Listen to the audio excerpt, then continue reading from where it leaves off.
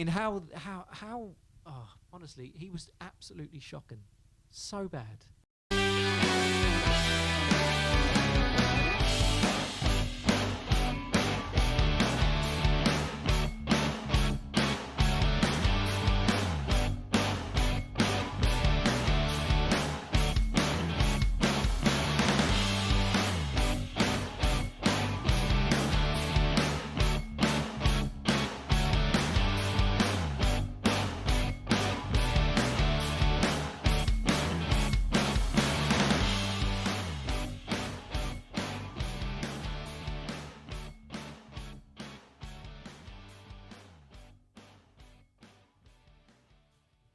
Hello and welcome to episode 11 of the Football podcast. I'm your host, Peter McGowan, and I'm joined by James Wheatley and Darren Moth. It is fireworks night tonight, so you may hear those in the background.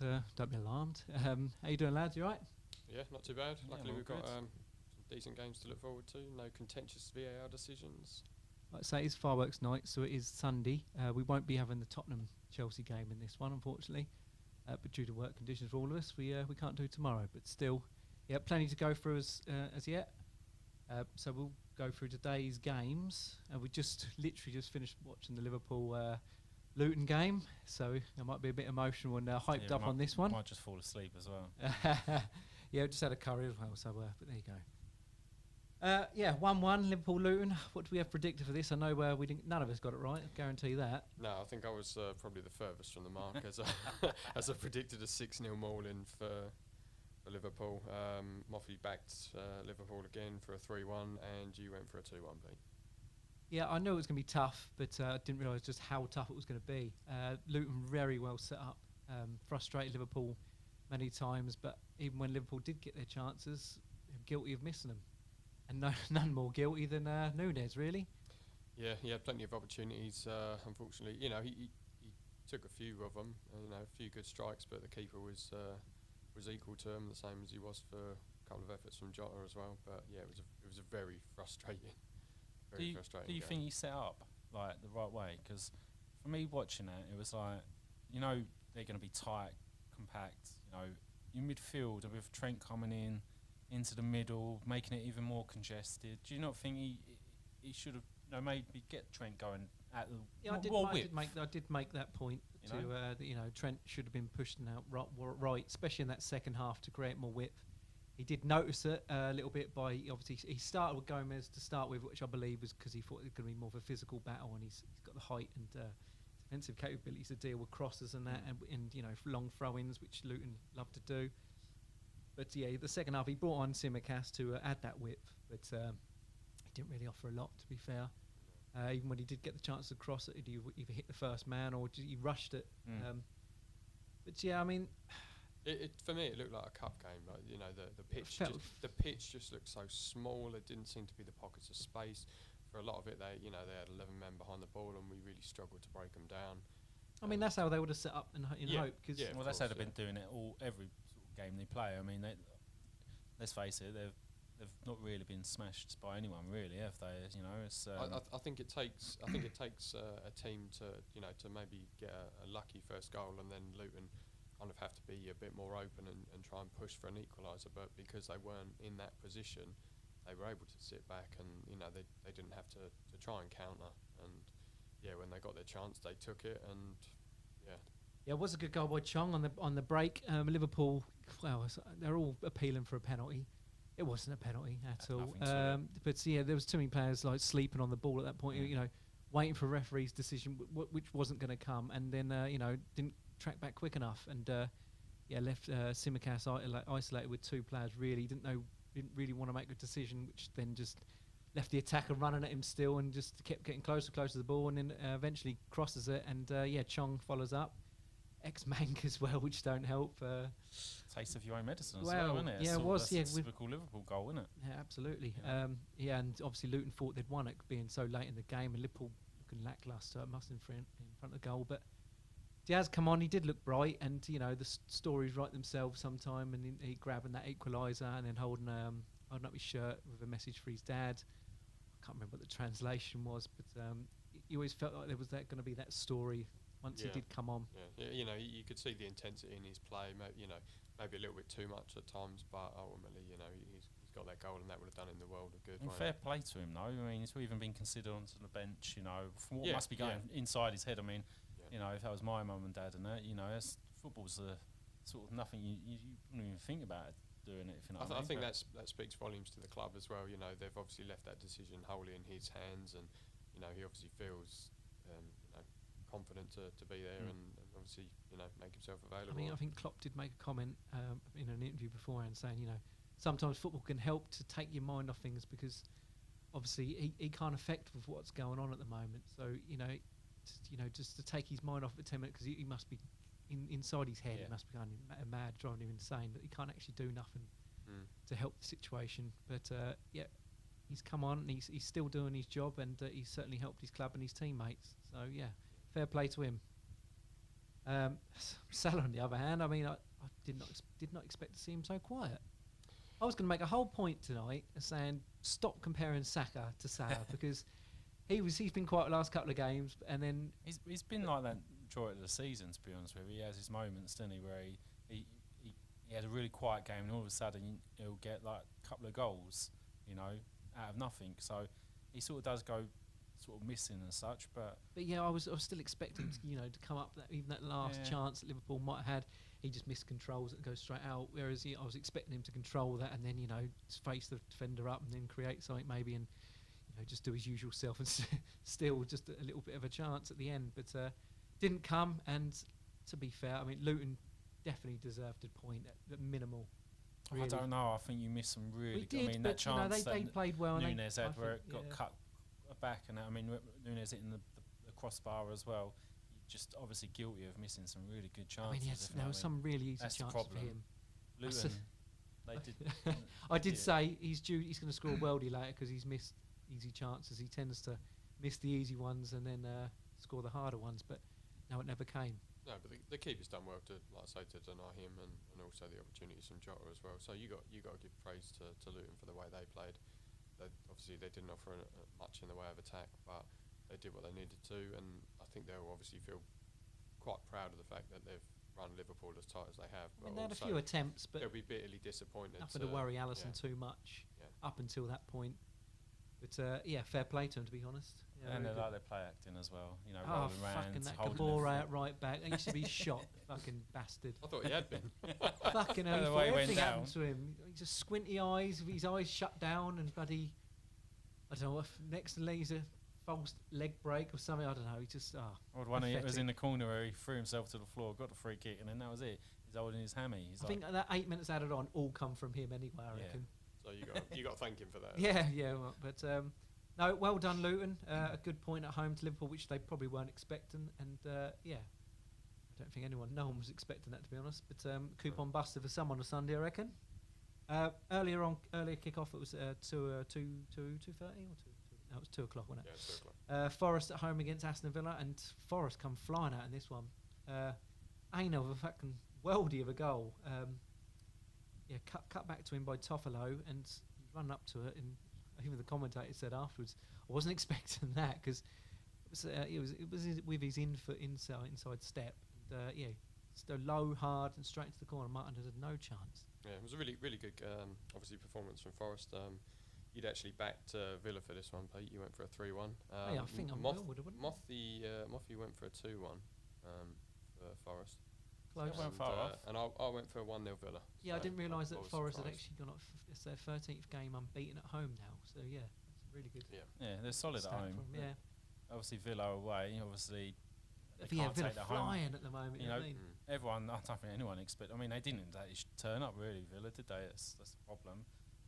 No, when I take my notes down watching the game, and I was just struggling to write anything down for Villa. Really, they had the possession, but they weren't creating anything. No, I mean Ollie Watkins was, there was nothing really for him. I think he had maybe one good opportunity, but that was about it. He was sort of like starved of chances. Even Diaby. Well, the thing is, he needs a lot of chances, doesn't he? So Diaby was if he's quiet. not getting them. In Bailey, when he come on, just everything he tried just kept going out of play or just going to the other team. It weren't Villa. It was just an off Sunday thing for most, I think. Yeah. Except for Forest, like I say, I mean, Toffolo got 2 assists today, but they were outrageous goals, really. I mean, they're both from distance. And Mangala, just if you received a pass from Toffolo, you must just have a shot straight away, because that second one, obviously, Mangala shoots from distance. I think it's about 30 yards out, and then the best goalkeeper in the world apparently at the moment, according to the awards, the Ballon d'Or. Jinx him then. He saves it, and then I think maybe the spin of the ball. But he's going to be massively disappointed with that, because he's gone so he gets the one hand to it, and it looks a little bit flashy, doesn't it? And didn't he wink at the camera before? I'm sure I see him turn to the camera. He's definitely that goalkeeper that will look at the camera to try and make a good save. I think he elbowed the cameraman, just oi, lad, watch this. But he's normally better than that. That's the problem. He is. He's not going to want to see that back. Gets a good hand to it, saves it, but then just ends up in the back of the net. He tries to claw it out and maybe lead this. That was well over the line. There's no way, is there? He tried. Yeah. I don't think the ref needed to look at his watch for that one. I think Forrest only had 2 shots on target, 2 goals. So clinical, especially from distance. Yeah, that's all you need, isn't it? But, poor from the goalkeeper, really. I mean, like I say, it's nothing really to mention. Goal scoring wise for Villa, goal chances, nothing created really. Just kept hitting nothing. Dinya kept delivering little. Cash got taken off with an injury. It's just poor. The thing is, the run they've had, it's only a matter of time till they sort of get caught out now and again. I mean, I don't think there's many teams going to go to Forest and pick up points, because that is. I think it's probably the early goal that's done for them, isn't it? They would have gone in there with a game plan and what they wanted to do, and conceding early on, it puts you on the back foot, and then you're constantly chasing the game at that point, and they didn't offer much in the way of attack. I just thought, with Arsenal slipping up, they had the chance to go third before Liverpool started the game, and they obviously didn't take that chance, especially with me saying last week, if any of that top 4 slip out, Villa are going to be there waiting to pounce. That's a good point to make, because obviously, like you say, they had a chance, then they could have put pressure on them, I mean, that would have really sort of. Everyone would be raving about Villa if they would have got the win and that. So, I mean, obviously, we haven't seen Chelsea and Spurs, because obviously they play tomorrow. But all of the results have obviously gone in Man City's favour, haven't they? And Spurs potentially. I mean, sometimes it's nice playing last the weekend, because you've watched everyone fail, but in the end it does put your pressure on. But City, now back at the top at the moment. Last thing everyone wants, really. Well, it's got to get in your head, doesn't it? Because that City are that sort of team that. They will drop points somewhere along the way, and obviously they have done so far, but they don't do it very often, and you think if you start to lose ground on them, it's a very difficult task to try and overhaul that. Yeah, absolutely. We'll get to City soon anyway, but we'll head to Saturday's games now. We'll start with the early kick-off. Fulham at home against Manchester United. Man United needing something from this game, especially after the week, and they've had a lot of attention has been on Ten Hag, and just the club in general, really. I mean, we keep getting criticised on here sometimes for beating up Man United, but we certainly ain't the only one, because it's all over the news and everything. Sky Sports, everyone talking about them. Club is in a mess at the moment. But people have got to remember, it is easy to knock Man United, and fun too. People always forget that it's fun. The whole of the 90s, I mean, the Man United fans had the run of it. So. That's hence why obviously Rashford didn't start, because he got criticised, didn't he, for going out. He went out for his birthday. I mean, there's nothing wrong with that. Let him. If he wants to go out for his birthday, let him go out. He's got to be human after all. I think it's because he went to a club. If he just went and had dinner, maybe. I'm not. I don't want to be seen, to be an out club. And you got a professional image to look after at the same time. Social media nowadays, someone's going to pick it up. People love it, don't they? People are just jealous. That's all. But the thing is, it's a news. You can make it a news story, isn't it? Yeah. It's still his free time. I know he plays for United, but he can't be that person, 24 hours a day. But if you lose, you've got to be at home moping and crying into a pillow. Come on, everyone knows that, surely. But do you not think it's ironic that obviously you must be running low on pillows then. if you're going on about like Eric Ten Hag, whether he's a man for the job, and then you look at obviously the midfield of Man United, it's not really offering much. There's only obviously the one player that was on form, and that's the player they wanted out the door was Scott McTominay. Everyone else. For the midfield. They are Eric Ten Hag's players that he's brought in. I mean, he didn't start Mount again, who's someone he obviously really wanted, which was a third of his transfer budget. 60, 70 million, wasn't it? 60 million. So you don't know what's going on at that club. I mean, like I said, I grew up in the 90s seeing Man United sort of dominate. So all this, what they're doing now, they just got to realise they're not a big club at the moment. It's only their name that's big, if you know what I mean. So yes, it's the past history. Yeah. I mean, Liverpool had it early 2000s, late 90s. You know, you're living on past reputations. There is cycles in football, and right now it's Manchester City's time. It seems. Well, it doesn't seem. It is happening, doesn't it? There's a lot of rumours going around this week as well. Zinedine Zidane looks to be appointed. If he would have lost this weekend, whether they still looking at that. I mean, has he got a magic wand? He got the dreaded kiss of death as well, with the backing of the boards and stuff like that. So usually that's not a good sign.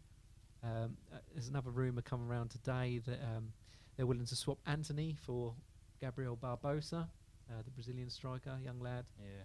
He did come to Europe before Inter Milan, but that did not work out for him at all. But he's been very successful back in Brazil. Whether that happened, I don't know. I mean, they paid 90 million for Anthony. I'm going to keep putting up 10 million every week, by the way. Because, I mean, how honestly, he was absolutely shocking. So bad yesterday. And like even previous weeks, he's done nothing.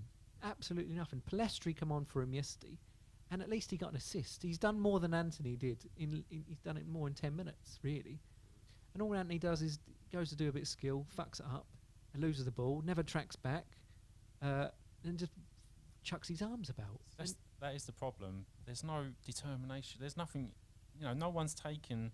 You need players who are obviously going to jib people up, get them going. If you're playing for Man United, a lot of criticisms obviously go on Maguire's way, but I mean his performance yesterday, obviously he got that. It's not just yesterday; he's been their best player for at least 4 or 5 games. Yeah, now. but yesterday he got that head injury, and obviously he wanted to stay on the pitch, and I think he made it through the 90 as well, didn't he? And like I say, he obviously was pretty much their best player yesterday, and he showed the passion, which is good for him, because obviously he was surplus to requirement. They didn't want him at the club anymore. They made that pretty obvious, and he got criticised for staying there, but it looks as though it might just pan out for him because of the way he's played himself back into contention. Yeah, absolutely. Or he could just be stupid. Let's face it, you get a couple. I mean, he got 1, 2, 3 whacks in the head. They make a big thing about concussion and all that. I mean, the ref did call up about 50, 60th minute. He said, "You don't look right, mate." He didn't look right, did he? Yeah. So I mean, it was down to the club doctor to make that decision. If anything did go wrong, he'd be massively liable in that situation. But let's not say it wasn't all doom and gloom. I mean, Man United did run away 1-0 winners in this one with a late goal. What did we predict for this? We've not done the predictions. What did we go for?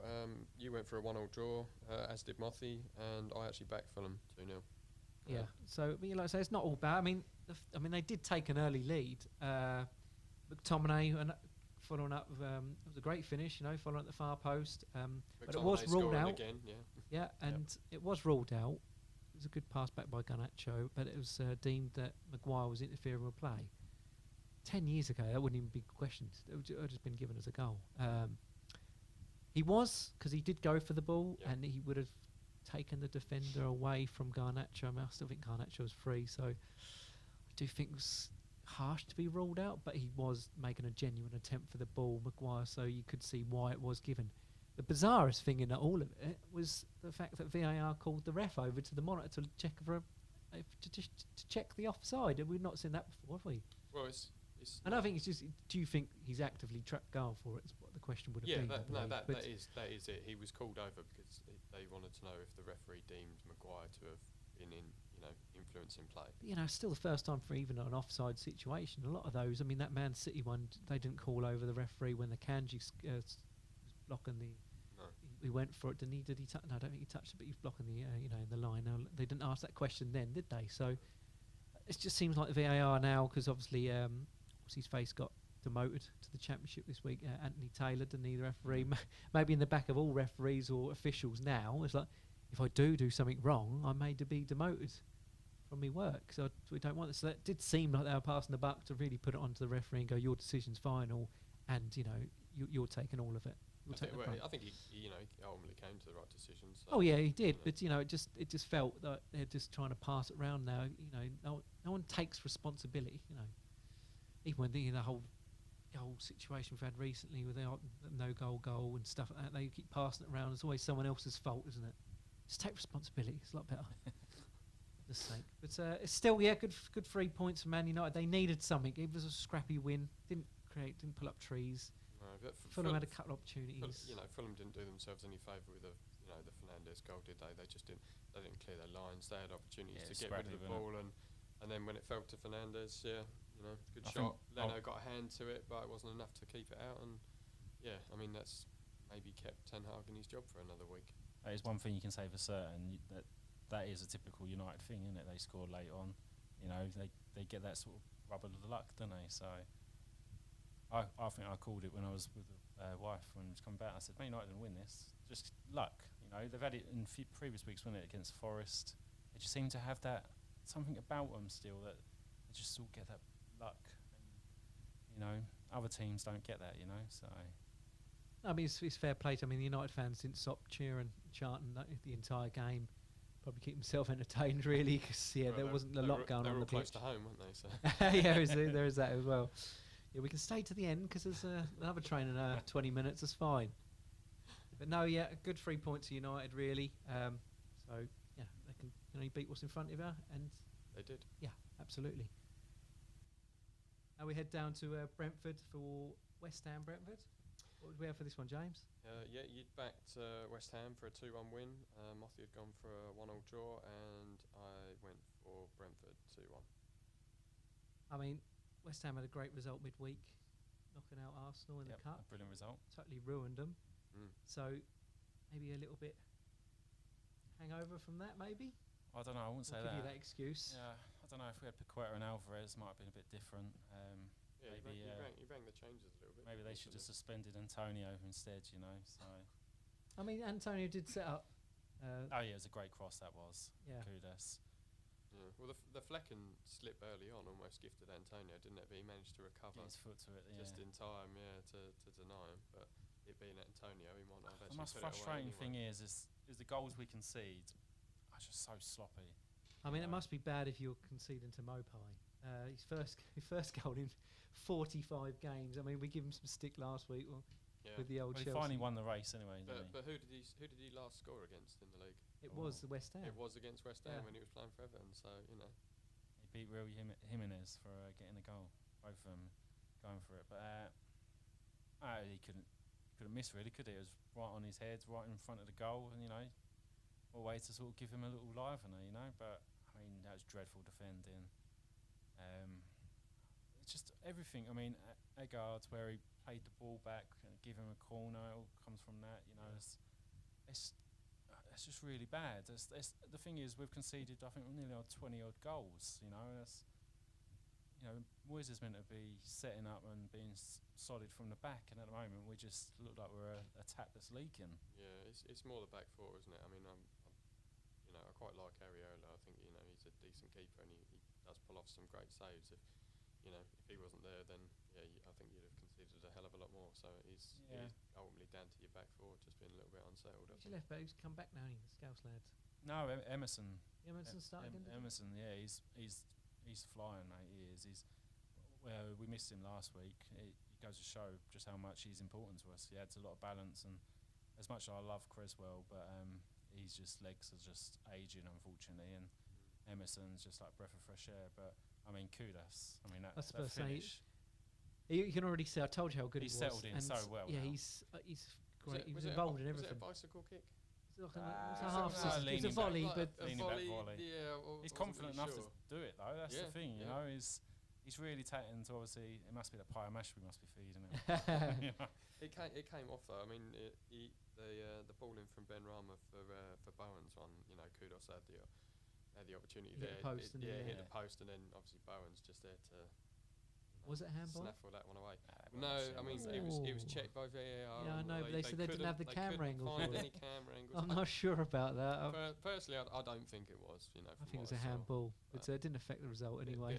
I'm surprised you see it. To be honest, he got a nasty scar from the Arsenal game, so I think he had a few stitches near his eye. But I mean, was it 6 now on the road? I was wondering who was going to pull the stat out, but yeah, go for it. Yeah, he's flying. I mean. If you want someone to keep going, he was awesome against Arsenal, and I really hope that it's someone, even though he signed a new deal and that, he's someone that can stay for a little bit longer. Because well, that's the thing. He's scoring a lot away from home, which will obviously hold him in good stead where somebody buys him next season. That's it, yeah. But it's just we just need to shore up the back. I mean, it could have been a lot better. I mean, like you say, you went 1-0 down, and then you come back to go 2-1 up. Yeah, Kudus and then Bowen, and you had a chance to make it 3-1, and then Ben Rama closing at the far post, Antonio jumps in front of him, and it was quite some miss. The thing is, when I heard it initially, I thought, oh, that just sounds like it's all Antonio. But then when I actually saw it, I thought, well, the angle that Antonio was at, was he aware that Ben Rama was running onto it? Because he was looking to his right, and so you have a man behind his hand, mine, surely they got a mouth as well, and they got a voice. Benny's, yeah. But that's shocking. I mean, Antonio, he has his moments where he's unplayable, but then he has his moments where he can't play. And I mean, you can't blame him for wanting to try. You know, he could have connected, he could have put it in. Like I say, that would have been 3-1. I mean, Brentford's another bogey club for us. I mean, you're not beating them since they've been promoted. I mean, I'm sure they said it was the only team that Moyes hasn't beaten. Yeah, I mean, you think we've won at Brighton, who was that bogey team. Obviously, Villa beat us. You know, you think all these stats have been broken and all that, but obviously, we couldn't do it. But it was an exciting game. There's a lot of people like sort of ranting, saying Moyes, you know, get him out of the club and all that. But what more can he do? He set him up. You know, he set up with a strong team with what he could do. You know, I mean, I think he set out what he had, and unfortunately, some of the players. I mean, like, so had you gone 3-1 up with that, you'd have gone on to win the game, absolutely. But to see one West Ham fan today said, right, January, what we need to do is get Xabi Alonso in, sell this, sell that, get these other ones in. Who agrees? Who disagrees? All Xabi Alonso for a start. He's a promising manager at the moment, top of the Bundesliga. Yeah. You got Real Madrid and Liverpool who might be available in 2-3 years' time if he keeps up that level. So I don't think you can be too critical of West Ham in that game, really. I mean, there were fine margins, and obviously Antonio and Ben Rama should have sorted it out between themselves, and would have been a very different result for them. But I mean, Brentford aren't an easy team to beat. Yeah, fair play to Brentford. It was only the other week where they were sort of looked a bit lost, and all of a sudden they've just picked it up again. Three on the bounce. But I mean, what was a bit strange with West Ham is you got done by crosses. Yeah, got done by our own play. Yeah, so I thought you'd be Mavropanos own goal. He's just trying to get in front of the defender there. Obviously heads it into his own net. Could he have done better? I don't know. No, he's not much. He was stretching for that. I mean, you look at Nathan Collins. He was near enough unmarked, wasn't he? You know, I mean, that was such a great ball in from Jensen, though. I really like this kid. He reminds me of young Christian Eriksen and better as well. But what a ball that was in for him, and a really powerful header from Collins. It was a West Ham-esque goal, really. Yeah.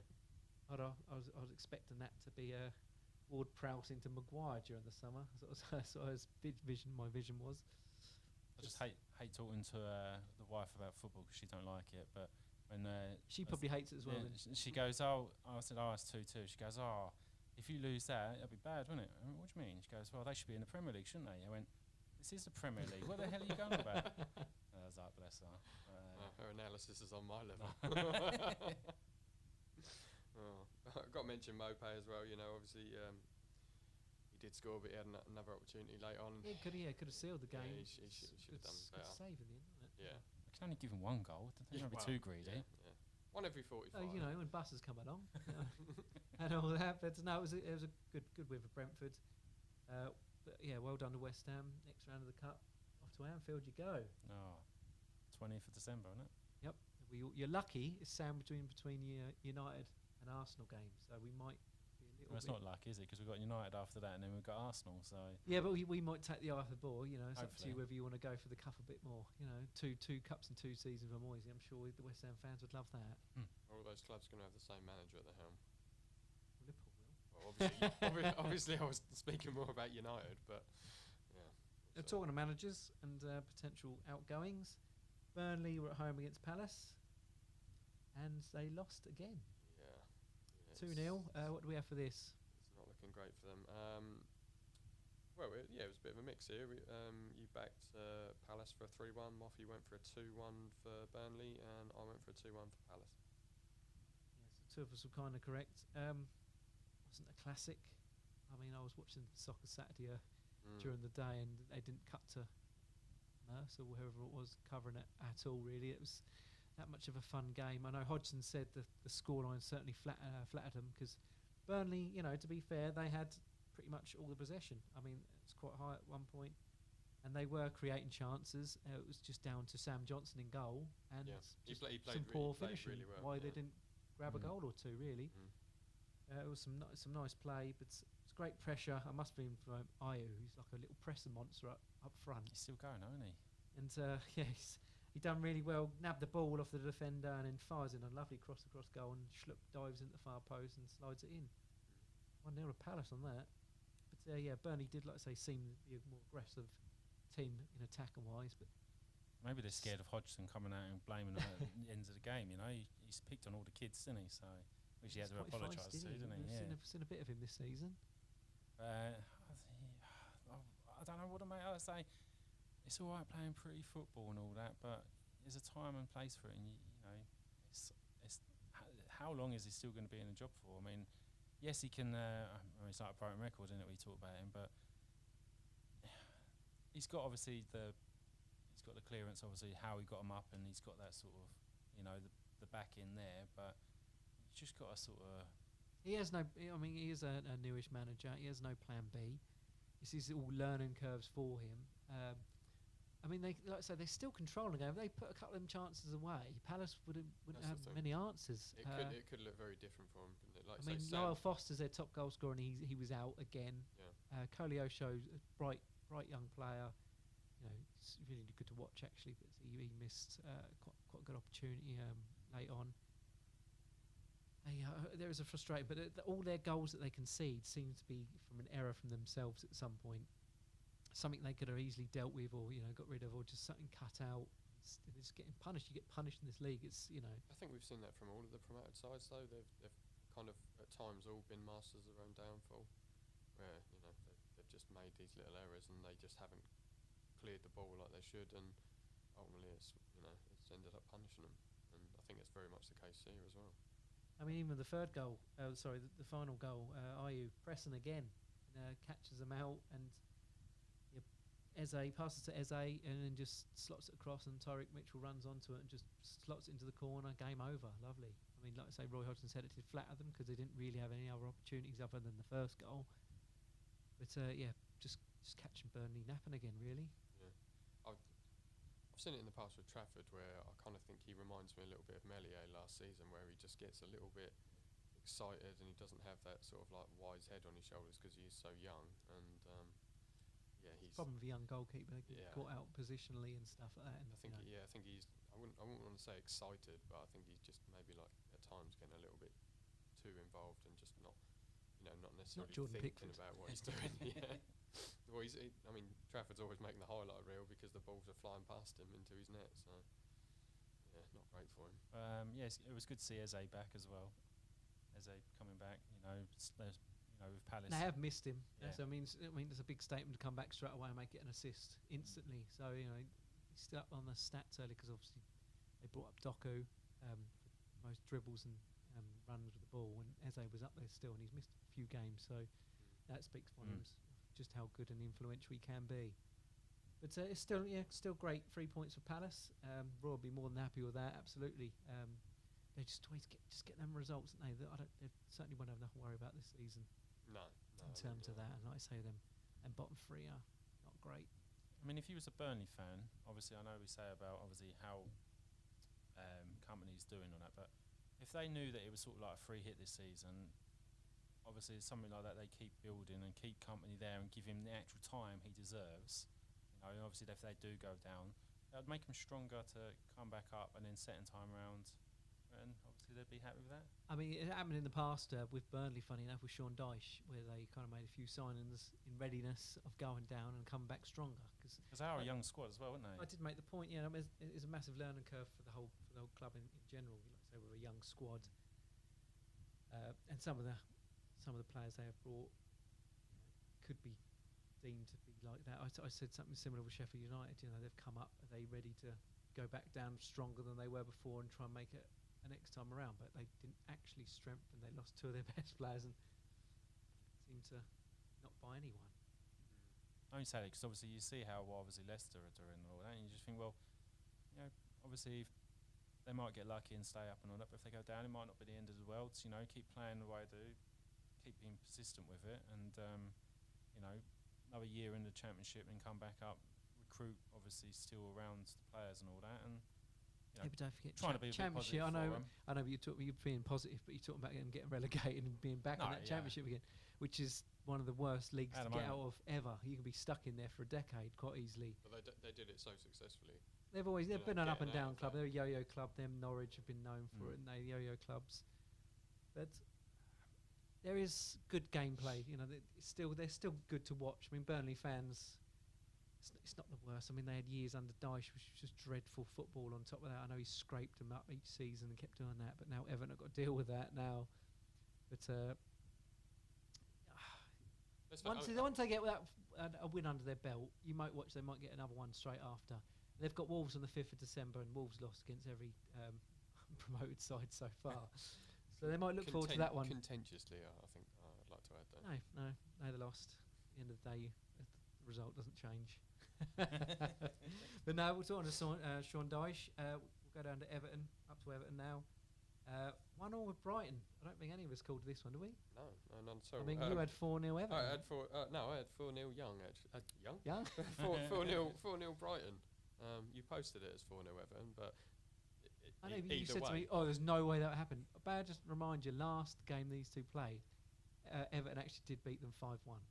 Yeah, but just did it happen? Did it happen in this game? No, but exactly. And your prediction was for a 3-1 for Brighton, and Moth went. You said 4-0. I know. You just couldn't remember to which team. And Moth went for 2-1 to Everton. So yeah, mixed bag as always there with our predictions. But they've turned the corner, you know, obviously the spirited game. They do look really well set up now. I mean, Dyche's tactics there. Yep. It's strange, isn't it? Because, you know, you looked at them early in the season. I mean, we're not that far in anyway, but you didn't see much hope for them, did you? You know, it was only the fact that the 3 promoted teams were so bad, you thought that would be what would keep them up. But they've started to play some decent football. There's still errors in there, obviously, but... Decent, I don't know about decent, but I mean, their possession... a bit of a stretch, but... I mean, 17% possession in the first half, but still had the most shots at the two teams. It goes to show possession's not everything, you know. Absolutely, or you just... taking your chances, isn't it? But like you say, it's just keeping players fit, and like you say, they look well organised. It's maybe starting to click for them now, you know, with what Dyche wants from them, so... Mikalenko opened the score, and he just followed up play, and he found himself in an unusual position where he's actually up next to the striker.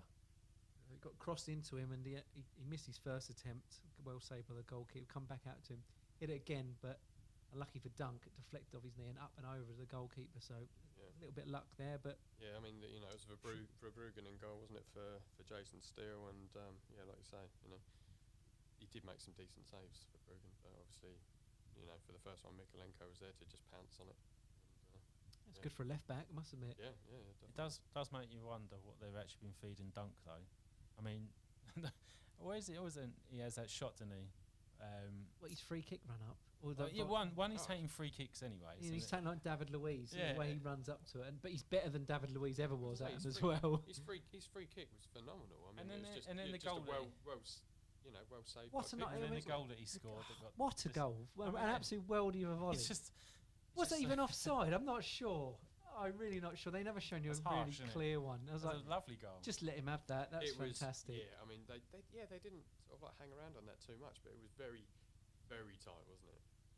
So, like I said, when it's that tight, they should just let it go to the goal, because that's what we want. Yes, that's what fans want. We want to see goals. This is the thing with the VAR. They keep saying we're going to try and keep as many goals in the game as possible, but all they're doing is denying us more and more. They're just taking them away constantly. I thought they were going to give the striker the benefit of the doubt on more occasions than most, but they're getting really petty, literally millimetres and that, and it's just fucking when it's infuriating. that tight. You know what I mean? It's so tight.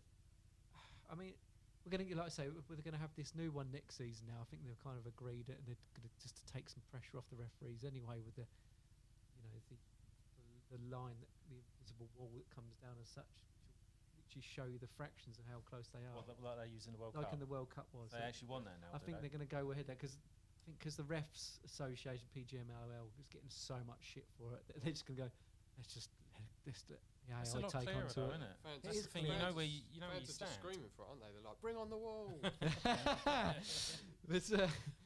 I quite like that. Winter's coming.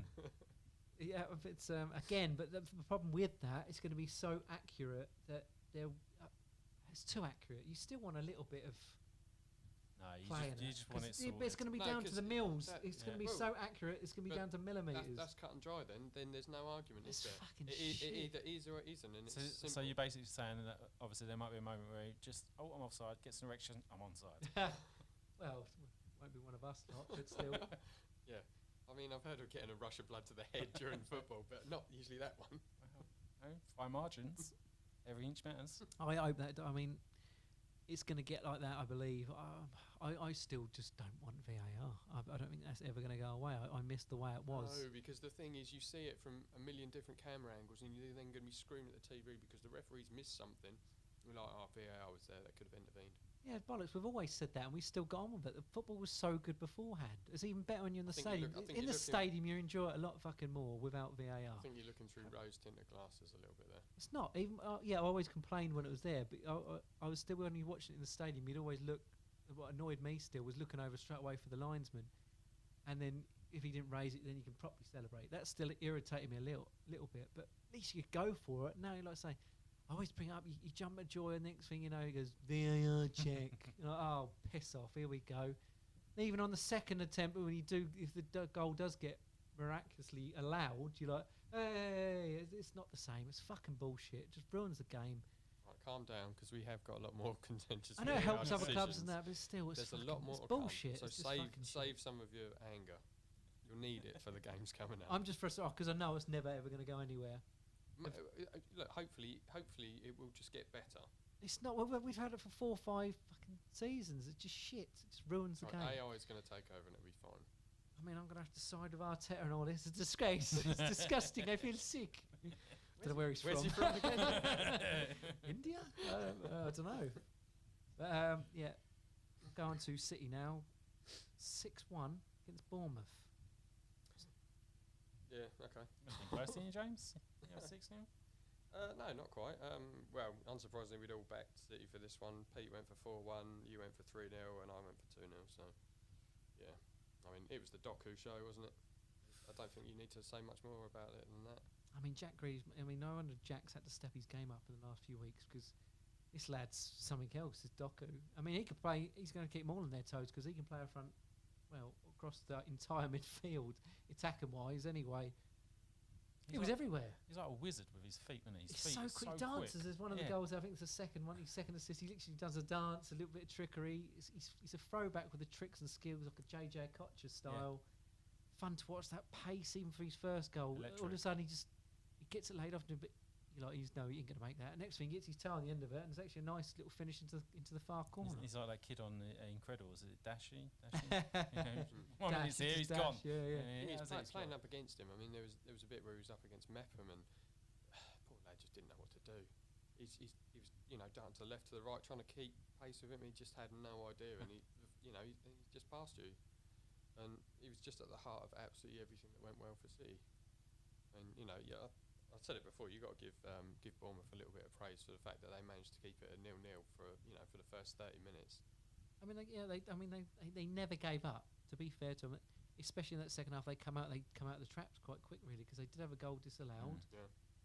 Solanke did rattle the bar as well, so that, they had a few opportunities, and Sinisterra actually coming on and scoring within a minute or two of coming on. So they never gave up, but City were ruthless when they got their chances. And I mean, 5 goal scorers as well. Silva was sublime, so silky. I think Pep compared him to Messi on one of his finishes where he dinks a goalkeeper. Oh yeah, little dink. Yeah. And they thought they'd saved it line, but Nunez followed up and scored anyway. Yeah. So that wasn't going to change.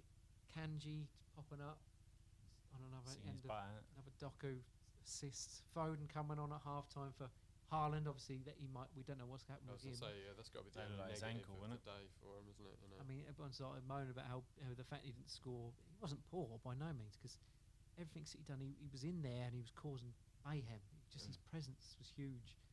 And yeah, he didn't quite get on the end of it. I mean, he did kind of hit the post, it was deflected, wasn't it? But he still made a big influence even in that 45 minutes without scoring. Yeah, I mean, he's still obviously pushing for the record to get the quickest of 50 Premier League goals, isn't he? Yeah, I think he's going to do that. I've got a funny feeling. He's currently on 47, isn't he? So ain't far away then. No, it's not going to take a lot for him. But obviously, like I say, we don't know what the injury is to him. Maybe they didn't want to sort of like risk him in the second half because they've got young boys in the Champions League, I think, midweek. Yeah, it was a double header, so yeah, we due to play them. I think they'll be home. They won't risk him anyway. They'll have enough of young boys quite easily. Okay, with a diving header. Love a diving header, me throwback. But yeah, I think it was just more the poor ball to him, wasn't it? You know, he had no choice but to go for the. That wasn't a ball. It was a great ball from a great player with a great name, Oscar Bob. What a name! Absolutely love it. No, it was poor in my opinion, but that's it. I think you sideshow Bob. But yeah, that is 22 home wins now in a row for City. I mean, that is a fortress at the Etihad. It's tough for anyone going there. Can't see myself. I'm going to build this up because I've done this at the start of the season. I can't see when they're going to lose, and they would have lost 2 in a row.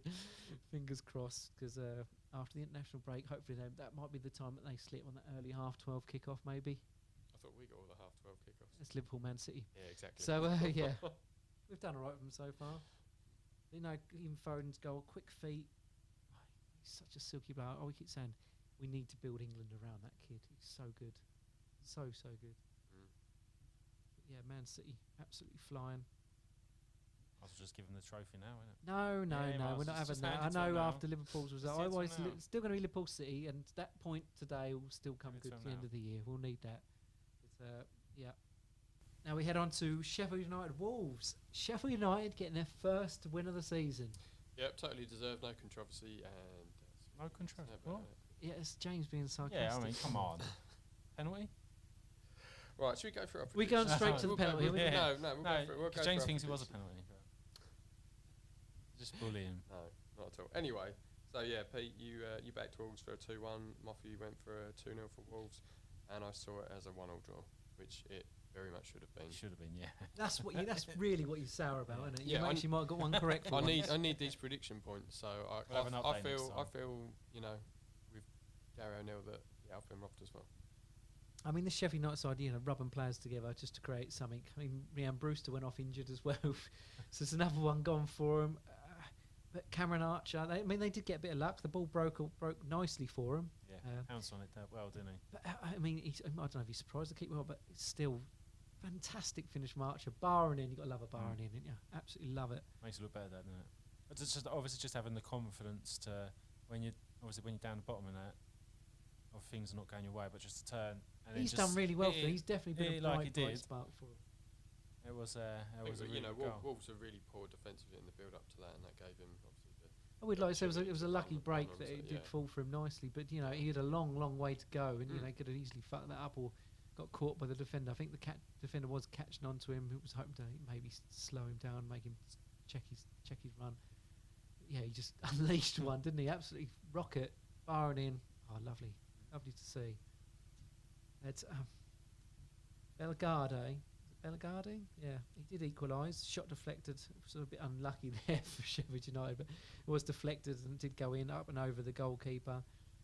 I'm going to go straight to, because the main contention for the whole of this game is this penalty. Now, you obviously don't think it was a penalty. I don't feel it was a penalty, yeah. I think it was. I know. But I mean, it's worse. It's better than it was last week. It's still more contact for me this week than there was last week. The player was already going over. This time he does kick him. He does kick him, and it puts the referee in an awkward position. I mean, it's always risky. Yep. I mean, yeah, it's just about. I think there's enough there to. It's not the worst one they've been given. It was against. Fabio Silva, wasn't it? And he was. I mean, to say he was devastated is an understatement. I mean, they showed on the highlights that he was in tears at one point. Yeah, dry eyes, mate.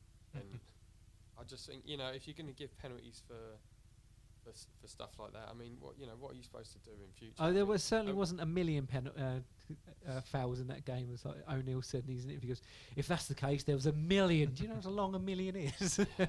He said he weren't going to talk to her. In future, a defender's just supposed to like give opposition players like a guard of honour and just let them run through, to goal, because he did go to clear the ball. The player knew what was coming, so he put his foot there on purpose. The contact was so minimal. He still kicked him, and he was you're already. Saying it is a penalty? It is a penalty, yeah, it is a penalty. You said you saying it weren't a penalty? I'm saying it was a penalty. Yeah, so he's changing his mind. Yeah, I was quite a bit, you trying to confuse me. I'll tell you what, you're about as consistent as VAR. He said it wasn't a penalty. You said you weren't a penalty. I said it was a penalty. I did. It's on fucking video. All right, we'll watch that. Watch that back. I did. Yeah. Very soft. Put it that way. Soft, very but soft. he knew exactly what he was doing. Putting his foot across to hopefully get contact. The striker, being a striker, not a defender, fell for it. It was not as bad as last week's one with the Hwang situation, where he did literally stop before he touched the player. Fabio still got a foot on him. I mean, the ref shown O'Neill in the dressing room afterwards, or whatever, in the office, 2 or 3 times. He was still adamant. He goes, I can see there's contact there. He didn't want to change his mind in the slightest. So I'll stick with him. Absolutely. You've set your stall out on that one, clearly. But yeah, Fabio Silva was in tears. I mean, he joined him when he was 17. I think he's about 21 now. Grow up. Any more to say about that then? No, I'm happy for Sheffield United finally, because we didn't see where that was coming, that first win. No. I mean, they are due a little bit of luck, and let's face it, they have been unlucky previous weeks and all that, and with the injuries they've got, and they do keep trying and they're giving all, but I suppose you've got to give them the win, let them stop them from complaining about anything. But just leave all the complaining to Wolves. Well, or you two. Yeah, O'Neill. I do feel sorry for him because he is still kind of harsh, but I mean they've not had any luck, and his head was about to pop off. I think, literally. Obviously, they lost Neto last week, which was. That was always going to have a. He's their assist king, isn't he? So it's going to have an impact on Wolves massively, no matter what. Yeah. So the points that these sort of decisions have cost them are, was it sort of like you could say 2, maybe 3 points that's cost them. So. Talking of costing and 2 and 3 points, we'll head down up to St James's Park. Newcastle coming out victors against Arsenal, 1-0. Yeah. I had 2-2. I know that. Yeah, you had down as a 2-2. Moth, you went for a 2-1 for Newcastle, and I went for a 2-1 for Arsenal. I must admit, I mean, this was a game of few opportunities. I'm not sure it was just 2 decent defences blocking each other out, or just poor attack and play, or what. No. I don't know. The referee had quite a few opportunities to send people off. Yeah, but this is it. There was no goal mouth action. It was just all fouls and kicking off in the midfield, just everyone taking each other out. One thing you've got to give a lot of credit to is Eddie Howe. You look the way he set up Newcastle, and you look how the players played. They were up for it. They were up for it. I mean, when you consider, I know Arsenal brought on Saka, Martinelli and Rice towards the end of the West Ham game, but he near enough rested them. Did anyone see Saka and Martinelli really on the pitch? I mean, they were so quiet because the Newcastle defenders... They doubled up on him all the time, every time. They just limited them to nothing, and massive credit to Eddie Howe. What he's doing there is a fantastic job, Joel Linton's... what he's done for him completely changed him around. He's made him to a proper decent midfielder, and he was probably my man of the match. I thought he was really good, and he got himself stuck in. He's a physical presence in that midfield. He did come off injured, didn't he? Was it Joel Linton? I think he popped his shoulder. No, that was Murphy. Oh, right. He already had a shoulder issue anyway beforehand. Right. They weren't sure whether to risk him. He come on, and he had to come off 5 minutes later. I mean, as a neutral watching that game, it was just nice to see just the competitiveness from Newcastle, the feistiness, Well, it all kicked off with Fly Havertz, didn't it? I mean, from that point, the referee lost the whole game then because he couldn't control it. The players were sort of doing what they wanted after that. Yeah, I mean, he kind of set that level because the fact that he let that go and he knew he pulled. I mean, as soon as that Havertz flew in, the ref ran over. The whole players come sprinting over. The ref ran up over as well, and he was going straight to his pocket. I thought he's going straight for a red here. Yeah. I generally thought that, and then he popped out of a yellow. I said, he's only got a yellow here. I didn't see that coming. He didn't brandish it to him for a little while after. He let the melee go on a little bit longer, just holding this yellow card. And when you see the Arsenal players' faces when he held that aloft, they couldn't believe it. And then obviously it was still kicking off. Do you think Havertz's challenge was a red then? Yeah, 100%. He left the ground. Did he have control of his body? Now, when you look at it in slow mo, he was probably that far away. It was reckless. Right for his ankle. He catches Longstaff with his trailing leg, doesn't he? Yeah, it's more the trailing that catches him more than the studs. He did have his studs up, but it's more his trailing leg that takes the player He left up. the floor. I don't think it was a red. I think they go spot on. I don't see if you leave the floor in that force, you're risking danger to an opponent. Now that should have been a straight red. Not for me. I mean, we had some silly straight reds. If he was sliding along the floor and he could control his leg in that motion, I mean, what does it take for him to go through and snap the bloke's ankle for it to be? Oh, that was dangerous. Every challenge could potentially lead to something silly. But when you're running in at that pace that he was doing, throwing your body and lifting yourself to the floor, you ain't got no control. I mean, it could have been given as a red, and there wouldn't have been too much argument with it.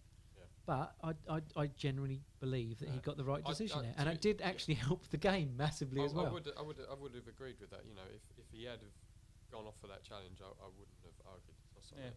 But I see the yellow and think, well, yeah, all right, that's fair enough. What yellow? There's a few yellows. I think that would have totally ruined the game. The fact that Sean Longstaff was the one who was challenged, he was on the floor for quite, not an inconsiderable amount of time, and by the time he finally hauls his ass up off the ground, he then somehow manages to get a yellow. Because he was gobbing off. How Lascelles managed to avoid getting booked there, I've no idea, because he was in faces, like to Havertz, there's quite a bit of shoving there as well. And, Guimaraes, how he stayed on the pitch. He was a real gobshite that game anyway. But no idea. He deserved to be sent off, even how he only got a yellow card just during the game anyway, because there was a few chances, fouls in between that. He was pushing. He shoved Rice in the throat as well at one point. If Rice was foreign, I reckon he would have just grabbed his throat and gone down. Rice is trying to keep his little tough man image he's got at the moment. If he would have gone down, that would have gone out the window instantly. So somehow Guimaraes gets booked for the least aggressive thing he's done. But who was it? He elbowed in the back. Oh yeah, proper elbow. Smashed Jorginho. Yeah. I mean, that could have been given as red. It was sin by VAR. I generally think maybe that's because well. of the Havertz situation. Maybe thought, we'll just keep it. We don't want to send anyone off here today. We want to keep the game even, keep it going. But again, like you say, you do something like that, and he done that on purpose. There was malicious intent there. I mean, massively. you don't tend to run with your elbow up like that, do you? It's like arm. Literally resting, just like clothesline with the elbow up. Yeah. But somehow that wasn't the really contentious decision of the game either, was it? We haven't even got to that one. I mean, the game wasn't even great. It was just it got to this point, and it was a dreadful shot. I can't remember who had the shot. It was just went out towards the corner flag, didn't it? Yeah. And Willock chased it down, kept it in, and then crossed a fine ball, which deceived Raya somehow. I'm not quite sure. Yeah, it was Murphy whipped on out. Raya, so it was Murphy. Raya sort of sees it going sort of out of play, and he just sort of sidesteps it almost, and then fair play to Willock. He chases it, whips it back in, doesn't he? Yeah, I mean what happened to the keeper there? Why did he disappear all of a sudden? Like I say, with that cross wasn't. He should have done it. As the goalkeeper's shit. Mate, I told you during the week when we were watching them both warm up, they both looked really shaky. And even was the centre back, was his face? Gabriel, he should be stronger. There is two hands on him, but there's barely anything in that. Well, you're a big 6'4" centre back. You be strong. I know Joel Linton's not small, is he? He's already stooping down at that point. Yes, I mean that's the thing. He's trying to header it backwards. You've got Joe Linton, who's not a small player with two hands in the back, and I think if you feel that sort of contact, you're going to go down. As has been said before, if you put two arms in the back of a player anywhere else on the pitch, then it wasn't a foul to me. It didn't go out either. But what I can't get my head around is the offside situation. So you've got to have two players behind. If you're behind the player, the goalkeeper, you got to have two players there or something from the same side on it. But if that's the case, then by playing it back, then they'd be offside. Gordon should have been offside. But then I heard him say on the commentary they couldn't tell at what point Joel Linton touched the ball. I was like, really? You can't tell where he touched the ball? they're taking the piss, aren't they? Because it's because of the camera angles. They haven't got the angle to show at what point obviously he last touched the ball. Well, Joel Linton's touched the ball because the ball went over Well, we know Gabriel's head, and he stopped it dead for it to go back that way. The ball, but it's at what touched the ball with his arms. It's at what frame that he's touched the ball. But if they're behind the goalkeeper, then that situation has got to be just two players in general, is it?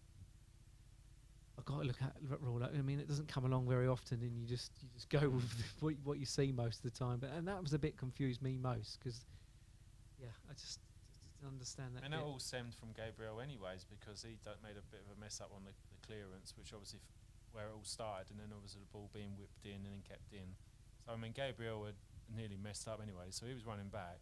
I mean, as for you saying him pushed in the back, the bloke was leaning forward to try and flick the ball with a header anyway, so he was already off balance. Yeah, so but it doesn't mean you get to add to that by pushing him in the back. It won't put, if you look at 90% of it's two hands when players are jumping for headers and all that is always in play. There's always that contact, you know what I mean? So and invariably that would be given as a foul. But the ball was in. All right, let's just get that right. I mean, what's it called? BN Sport done their check on it. So Liverpool had this with the Man City a couple of years ago where we fought the ball across the line, and that was the exact same camera angle that you see that, and then they go and do the Hawkeye, and then you find out it's 10 mil that's keeping it in. So there we go with that. I mean, I've seen Man United fans bring up they could be a right to be judged, annoyed because the other week Rashford had it and that got called out as out. So I can see why they've been bringing it up. But you play to the whistle, you keep going, and it was still weak defending. They could still be playing now, and Arsenal wouldn't have scored. Yep. Yeah, very one shot on target. I think they had, wasn't it? Yeah, missing Odegaard there a little bit. Oh, absolutely. Yeah, he's their best player for me by a mile. Yeah, I know they all love Saka and Martinelli, but his but physicality would have come in, in handy as well there. Obviously we said it was a very aggressive game. No, he's just got guile and skill. He breaks them out. He releases Saka, doesn't he? He's class, and he's got that shot himself. He's just a great little player, honestly. And you can see the difference. I mean, Arsenal still looks strong. Rice looked really good. I think that's probably the best game I've seen Rice play. I know a lot of people have been bigging him up recently, but I thought he was decent. So I thought he was a rock. But obviously, dropping points quite easily now. I know they'll probably still be amongst it, but I don't know. There's something missing with them. Still missing. I still think. I thought they corrected their depth. But I still think they're weak in certain positions. I mean, like you say, you take out Odegaard, struggle creativity-wise. Jesus, up the top, still not right, is it? Nketiah, I mean, got a hat-trick last week. We're raving about him, and then just did nothing. Absolutely nothing. I forgot he was playing at one point. He don't like playing away. I think that's his biggest problem. Most of his goals are at home, isn't they? He's a flat-track bully and scores against shit teams, maybe. What sort of fines do we reckon Arteta's looking at then for his post-match? Oh, he's getting something. Let's put it that way. I mean, the club have come out and backed him. Yeah. But he's doing a Mourinho tactic, isn't he? He knew his team. Obviously, obviously, I've not looked at that. His team were awful. One shot on target. He's come out. He's deflected everything onto himself now, hasn't he? That's the thing. What he's done, but maybe it is clever in that respect. He's taken the flak. I didn't even pick that up. Yeah, that's a good shout. That is. Yeah, that's absolutely one. I just find him cringeworthy, anyways. But yeah, I mean Arsenal. I mean, like I say, they near enough rested their best players for the cup and all that. I mean, they should have really kept them and tried winning the Carabao Cup because it's the only cup really that they had realistic chance of winning. But yeah, he's come out crying and all that, but. I mean, I find it hard just for the fact, I'll keep going back to, like I say, I am a Liverpool fan, so I do watch that more than anyone, and more than what I do the others. But that Liverpool-Spurs situation, Liverpool Klopp moaned about, and all I heard from other rival fans and that, just saying, stop crying about it. And Arteta even come out and said, mistakes happen. You just got, we're all human beings here. We just got to understand that mistakes can happen. And he the shoes on the other foot, and now he's crying and throwing his toys out the pram massively. So there was a bit of tribalism in it all. But if everyone's not going to back each other, then it's going to continue anyway. So you got to suck it up, as everyone else kept putting it. So there we go. Swings and roundabouts, I suppose, for everyone. The thing is, I mean, he obviously knows that you just can't afford to lose ground on City, can you? No, you can't. So we dropped another 2 points tonight, and we're 3 points behind them. Yeah. When you look at take out obviously Chelsea, Liverpool, Tottenham, and all that. Obviously Newcastle, next up and coming, with potential of winning the title. When you look at Arsenal, what they did last year, who do you reckon is going to win the title first? Newcastle or Arsenal? I think they're both going to be waiting 10 years at least. I think Newcastle. I reckon within 4 years they'll win the title. I think it depends on the management situation as well. I do think Eddie Howe will be gone at some point. I think they're going to have to evolve. It was the same with the City situation where they had Mark Hughes, then it went to Mancini, Pellegrini. I mean, they were still successful, don't get me wrong, but now Pep's coming, he's elite. Yeah, he's absolutely elite. Who's going to be the new elite managers, the ones you've got to keep an eye on and try and determine where they're going to go, really. Yeah, does Eddie Howe get the...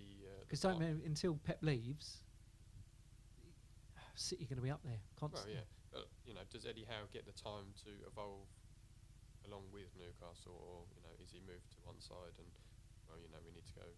I think when they come to a really sticky situation where that might be 4 or 5 games, maybe 6 run poor, not all losses, some draws and that drop out of a cup, or maybe come bottom, not qualify for the Champions League, so the pressure's on next year. Maybe saying something like that this year, and then they have a poor start. Then that could happen. Most managers are only a few bad results away from. A manager might come available on the market, and then they just chop you. I mean, you look at Eustace at Birmingham; he was doing really well, got Birmingham up to 5th, and just because Rooney was available, whatever, they just went and chucked him out because he's a bigger name. He's no better. He's not. He's got a great managerial history just because he's bigger. Yeah, he's fucking bigger than most. They ran it close with Ipswich, didn't they? Yeah. Just about. Yeah. But we're not at championship level yet. Well, Ipswich might be Premiership next season. We don't know. Well, we hope so. Be nice short journey. But yeah, I think Newcastle deserved the win. If anything, I think probably they wanted it more. But I think a draw would have been the correct result. Because, like I said, there wasn't much goalmouth action. I can't really remember the goalkeepers making a save. It was just all down to just the fighting in the middle, which got all the headlines that was leading up to that. Yeah. Until then that whole goal took all the headlines in more ways than one. Really. Yeah, I was very surprised that the same amount of players that started the game with the same amount that finished it as well. I thought, there was definitely going to be some sending offs, but ultimately it didn't come. No, but like I say, so far it's a good week for City. Absolutely. I mean, we don't know how Spurs Chelsea got on because obviously they play tomorrow night, but looking dangerous again for everyone in it. But we'll go to predictions for next weekend now. Where are we starting off at, James? We got Wolves, Spurs, 12:30 kickoff. Spurs back into it again. I'm going to go 2-1 Spurs for me. What about you, Moth? Well, you guarantee Spurs probably get a penalty somewhere along the line, wouldn't you? So, I mean, Wolves, I know they're playing, but you can't see past Spurs at the moment, so I'm going to go 3-1. Right, in that case, I'm going to buck the trend. I'm going to go for a 1-1 draw. Okay. What we got next? We got Arsenal, Burnley. Arsenal home, flat track bullies. I'm just going to throw it out there straight away. I'm going for a 3-0 win for Arsenal. That's 3-0, yep. Me and James agree for once. That's not going to end well for you. Yeah. I'll just go 2-0 Arsenal. 2-0 Arsenal, right. And then it's Crystal Palace, Everton. 1-0. Go 2-1 Everton. I don't know, actually. Eze's coming back now, isn't he? Man United, Luton. No, I've done my prediction. I'm going to go 2-2. You take too long. Sorry, I'm putting some thought into it for once instead of just knee-jerk reactions. Right, so we got Man United, Luton. No, they can't do it, can they? I'm just going to go for it. 1-0 Luton. 1-0 Luton. I just want to see it happen. 3-1 Man United. Even after the way they played against Liverpool. I'm going to go for... Yep, it's the home crowd. I'm going to back Luton. I'm going to go 2-1. Right, then we got Bournemouth, Newcastle for the 5:30 kickoff. Yeah, I mean, they have got Champions League midweek, and Newcastle. I still think they have too much. 2-1 to Newcastle. That is. I'm gonna go 1-1. I'm gonna go for 2-0 for Newcastle. Right, Go for a few upsets. I think you should back this. You get huge odds, Muffy. I must admit. Might do this each week, just to get on. We don't support gambling. Right. Then I we got do. I love it. You're not very good at it though. No, that's the problem. Aston Villa, Aston Villa, Fulham. That home run will continue. I'm going to go 4-2 for me. 4-2. Who's going to score Fulham's goals? 4-2, two of them. Raul Jimenez. And you're going 3-0. Villa. Paulinho's going to score, so he's billion. It's sent off. Yeah, I'm gonna go for a 2-0 for Villa. Right, then it's Brighton, Sheffield United. Brighton need to come back. I know they got Europa League, sorry. Yeah, I think Brighton should still have enough, and they need a win. They need 3-1. 3-1 for Brighton. Don't know who's going to score for Sheffield United. 2-0 Brighton. 2-0 Brighton. Yeah, I'm going to go for a 2-0 Brighton as well. Then it's Liverpool, Brentford. Anfield, 2-0 Liverpool. 4-1 Liverpool. Need a clean sheet. Again. I'm going to go 2-1 Liverpool. You going to this one? West Ham Forest? No, it's on Sunday, innit? Yeah, you can't do them. So you got your season ticket. It's the worst year for you to have it because you're playing Europa. Bloody boys got to go football, haven't they? We'll have the boys back, packs back. So I'm going to go 3-0. 3-0 for West Ham. 2-1 West Ham for me. I'm going to go 0-0. Well, we're not predicted a 0-0 the entire time we've done this. It's been how many have there been this season? 0-0s. None. Good. I'll tell you what, if it's 0-0, I'll give a free shirt out. I'll buy one of each shirt that's a big and send game. them out to a fan. Someone who's listening. Why don't I get it? I predicted a 0-0. I ain't give it to you. Right. Final game is Chelsea, Man City. Oh, you know what? I'm going to go for Chelsea on this one. 2-1. I think it'd be a lot easier to predict if we knew 2-2.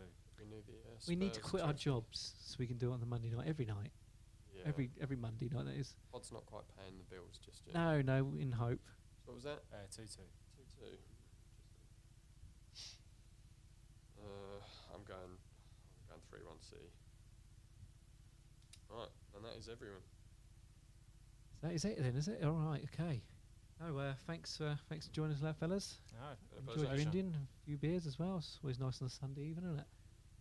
Hopefully everyone can watch this on YouTube this week because I'll have to edit all that and put that together. Hopefully it'll be out in a couple of days, unlike last time. Yeah, looks that way. Excellent.